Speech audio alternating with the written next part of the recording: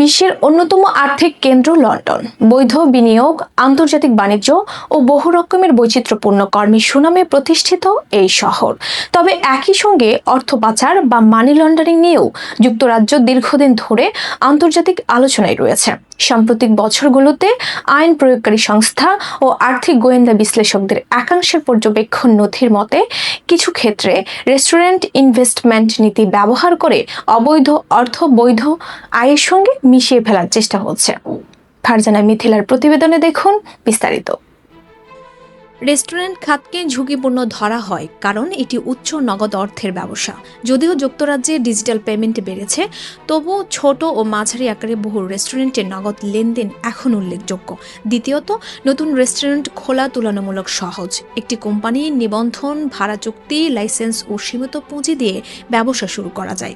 Company নিবন্ধনের তথ্য তদারকি করে কোম্পানিজ হাউস। বিশ্লেষকদের মতে, দ্রুত পরিচালক পরিবর্তন বা শেয়ার হস্তান্তরের সুযোগ থাকায় মালিকানা কাঠামো কখনো কখনো জটিল হয়ে ওঠে। যুক্তরাজ্যে মানি লন্ডারিং প্রতিরোধে কাজ করছে ন্যাশনাল ক্রাইম এজেন্সি এবং আর্থিক খাত নিয়ন্ত্রণে রয়েছে ফাইন্যান্সিয়াল কন্ডাক্ট অথরিটি। তাদের ঝুঁকি মূল্যায়ন প্রতিবেদনে বলা হয়েছে, ক্যাশ ইন্টেন্সিভ ব্যবসা অবৈধ অর্থ সাদা করার ক্ষেত্রে তুলনামূলকভাবে বেশি ব্যবহৃত হতে পারে। পদ্ধতিগুলোর মধ্যে রয়েছে বিক্রির পরিমাণ অতিরঞ্জিত দেখানো, ভুয়া সরবরাহকারী বিল তৈরি ইত্যাদি। বিশেষজ্ঞরা লেয়ারিং ও ইন্টিগ্রেশন ধাপের কথা উল্লেখ করেন। প্রথম ধাপে অবৈধ অর্থ বৈধ ব্যবসায় ঢোকানো হয়। দ্বিতীয় ধাপে জটিল লেনদেনের মাধ্যমে উৎস আড়াল করা হয়। শেষ ধাপে সেই অর্থকে বৈধ লাভ বা বিনিয়োগ হিসেবে দেখানো হয়।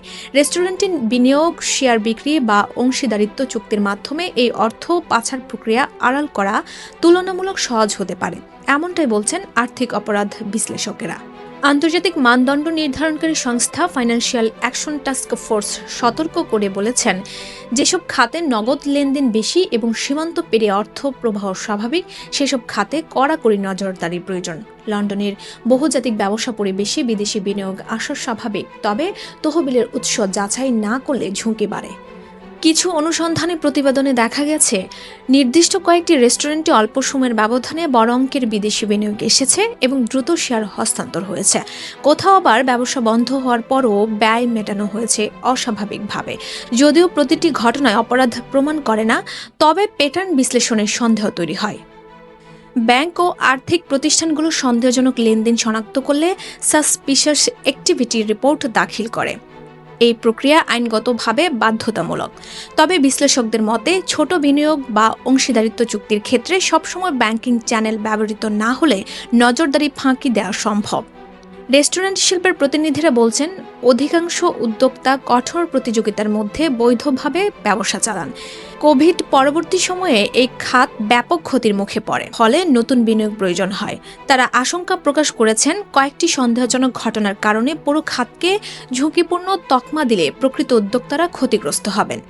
এই পরিস্থিতি মোকাবেলা করতে বিশেষজ্ঞদের সুপারিশ হল, উপকারভোগী প্রকৃত মালিকের তথ্য কঠোর যাচাই, তহবিলের উৎস প্রমাণ ছাড়া বড় অঙ্কের বিনিয়োগ গ্রহণ না করা, নগদ লেনদেন কমিয়ে ডিজিটাল পেমেন্ট বৃদ্ধি, স্বাধীন অডিট ও নিয়মিত হিসাব পর্যালোচনা ইত্যাদি পদক্ষেপ গ্রহণ করা। সীমান্ত পারের লেনদেনে উন্নত ডিউ ডিলিজেন্স আইন প্রয়োগকারী সংস্থাগুলো বলছে, মানি লন্ডারিং প্রমাণ করা সময় সাপেক্ষ ও জটিল, কারণ অভিযুক্তরা প্রায়ই বৈধ ব্যবসা কাঠামোর আড়ালে লেনদেন করেন। তবু প্রযুক্তি নির্ভর ডেটা অ্যানালিটিক্স, আত্মসংস্থার সমন্বয় এবং আন্তর্জাতিক তথ্য বিনিময় বাড়ানো হলে ঝুঁকি কমানো সম্ভব। সব মিলিয়ে প্রশ্ন রয়ে যায়, লন্ডনের রেস্টুরেন্ট ইনভেস্টমেন্ট কি কেবল বৈধ ব্যবসায়িক সম্প্রসারণ, নাকি কোথাও কোথাও অবৈধ অর্থ ঘোরানোর কৌশল? নিয়ন্ত্রক সংস্থাগুলো বলছে, ঝুঁকি অস্বীকারের সুযোগ নেই, তবে কঠোর তদারকি ও স্বচ্ছতা নিশ্চিত করা গেলে বৈধ উদ্যোক্তাদের আস্থা বজায় থাকবে। আন্তর্জাতিক আর্থিক কেন্দ্র হিসেবে লন্ডনের সুনাম ধরে রাখতে হলে এই খাতে জবাবদিহি ও স্বচ্ছতা আরও জোরদার করাই এখন সময়ের দাবি। Voice of Bangla international desk.